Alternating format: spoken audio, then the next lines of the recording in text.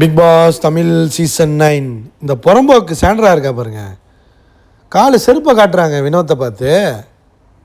அவ்வளோ இதாக தெரியுது அவனுக்குலாம். ஆண்டி நீ எல்லாம் கேரளாலேருந்து வந்துட்டு அவ்வளோ பெரிய பிடிங்க, நீ எல்லாம் என்ன சாண்ட்ரா ஏமினா யார் நீ? யாருங்க இவ்வளோலாம் உள்ளே வர்றது? லைக் பண்ணி வீடியோ பாருங்கள், கண்டிப்பாக சப்ஸ்கிரைப் பண்ணி வீடியோ பாருங்கள் ஃப்ரெண்ட்ஸ். அவ்வளோ திமிருங்க சாண்ட்ராக்கெலாம். காலை செருப்பை காட்டுறா. வச்சான் பாருங்க வினோத் ஆப்பு, வாயிலே தூக்கி வச்சான்.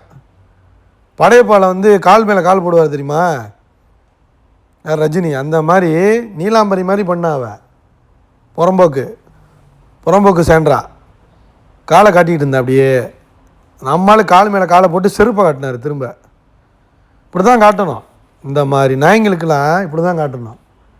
கேட்குறாரு, எக்ஸ்போஸ் பண்ணி விட்றாரு சாண்ட்ராவை. எங்கே உட்காந்துக்கிட்டு தலை ரூமில் விக்ரம் முன்னாடி உட்காந்து எக்ஸ்போஸ் பண்ணி விட்றாரு. என்ன கேட்குறாருன்னா, நீ வந்து திவ்யா உண்மையிலே உனக்கு தப்பு பண்ணியிருந்தா ஏன் ஒன்று போய் அதுக்கிட்ட போய் சண்டை போட்டு கேள்வி கேட்க முடியல? எங்கே பயந்து ஓடுற? ஏன் ஓடுற? அவனா போய் அந்த முக்கத்தில் உட்காந்துக்கிற, அந்த கார்டன் ஏரியாவில் உட்காந்துக்கிற, இல்லைனா கேட்டுக்கு வெளியில் உட்காந்துருக்க, புருஷனோட சட்டையை போட்டுட்டு அங்கே போய் உட்காந்துக்கிட்டு நாடகம் போடுறீங்களா? இது என்ன மலையாள நாடகமா இல்லை என்ன நாடகம்? அது புரியல எனக்கு. சாண்ட்ரா ஏமி நாடகமா?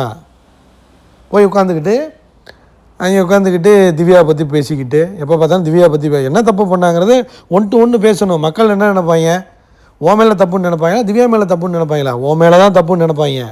அவனா சிம்பத்தி கார்டை க்ரியேட் பண்ணிக்கிட்டு எதுக்கு திவ்யா போட்டு கத்திக்கிட்டு பண்ணிக்கிட்டு இருக்க? போய் சண்டை போடு, என்ன தப்புன்னு கேளு. கேட்க மாட்டியம்மா அப்படிங்கிற மாதிரி போட்டு அடித்தார். என்னென்ன பேச்சு தெரியுமா பேசிக்கிட்டு இருந்துச்சு நேற்று அப்படிங்கிற மாதிரி போட்டு பொழந்து விட்டுக்கிட்டு இருந்தார். சாண்ட்ராவை நல்லா எக்ஸ்போஸ் பண்ணி விட்டாருங்க. ஒரு பக்கம் நீ பாட்டுக்கு போய் உட்காந்து அழுதுகிட்டு க்ரியேட் பண்ணிக்கிட்டு உன் கதைகளை பேசிக்கிட்டு உட்காந்துருந்தீங்கன்னா எல்லா ஹவுஸ்மேட்ஸும் உன் பின்னாடி உட்காந்துக்கிட்டு உன் கதையை கேட்டுக்கிட்டு உனக்கு சிம்பதி கார்டு க்ரியேட் பண்ணிகிட்டு இருக்க முடியுமா? இதுக்கு தான் எல்லாம் வந்திருக்காங்க. எல்லா ஹவுஸ்மேட்ஸ் எல்லாம் கேம் ஆட வந்திருக்காங்க. உனக்கு உட்காந்துக்கிட்டு உன்னை சமாதானப்படுத்திக்கிட்டு நீ ஒரு சைக்கோ மாதிரி பண்ணிக்கிட்டு இருப்ப, அதை உட்காந்துட்டு கன்சோல் பண்ணிக்கிட்டு இருக்கணுமா? அப்படி மட்டும் போட்டு பொலன்னு பொழந்துட்டாருங்க வினோத். சரியான அப்சர்வேஷனு. ஏன்னா சாண்ட்ரா பண்ணுற கேவலத்தை க்ளீனாக தெரியுது, வெளியில் மக்களுக்குமே தெரிஞ்சு போச்சு. என்னடா இவெல்லாம் வந்து என்ன இப்படி இருக்காளே அப்படிங்கிற மாதிரி போட்டு களி ஊற்றிட்டு இருக்கேன் ஆல்ரெடி வெளியில். அதுக்கேற்ற மாதிரி தான் அதுவும் பண்ணிக்கிட்டு இருக்கு.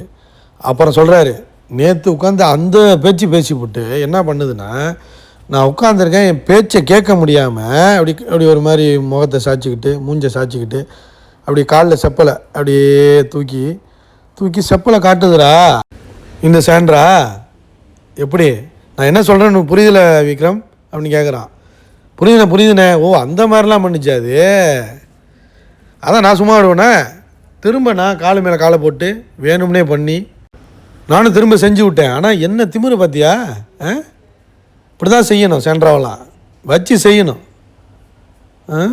லைக் பண்ணி வீடியோ பாருங்கள், கண்டிப்பாக சப்ஸ்கிரைப் பண்ணி வீடியோ பாருங்கள் ஃப்ரெண்ட்ஸ். இந்த சாண்ட்ராவோட பிஹேவியரை பற்றி உங்களுக்கு கமெண்ட் பண்ணுங்கள் ஃப்ரெண்ட்ஸ்.